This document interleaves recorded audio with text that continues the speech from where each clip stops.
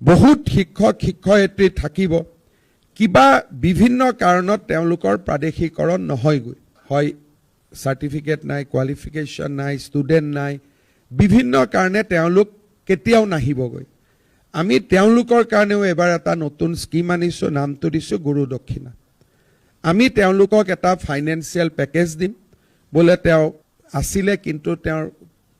কোনো কাগজ নাই কোনো প্ৰকাৰে তেওঁ আইনত সোমাব নোৱাৰে তেওঁলোককো আমি এইবাৰ ফাইনেন্সিয়েল সাপোৰ্ট এটা দি আমি তেওঁলোককো আমি ৰাস্তা এটা উলিয়াই দিব খুজিছোঁ যে আপোনালোকে আৰ্থিক অনুদান এটা লওক আৰু আপোনালোকে নিজৰ জীৱনটো নতুনকৈ আৰম্ভ কৰক যি কোনো প্ৰকাৰে আইনৰ ভিতৰত নাহে ৰিলেক্সেশ্যন দিলেও নাহে বোলে 11 দিলো নাহে 12 দিলো নাহে 13 দিলো নাহে 14 দিলো নাহে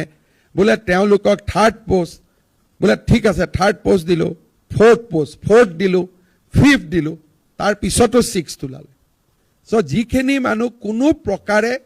আইনৰ ভিতৰত নাহে তেওঁলোকৰ কাৰণেও এইবাৰ আমি এটা স্কিম বাজেটত লিখিছোঁ যে গুৰু দক্ষিণা আমি তেওঁলোকক এটা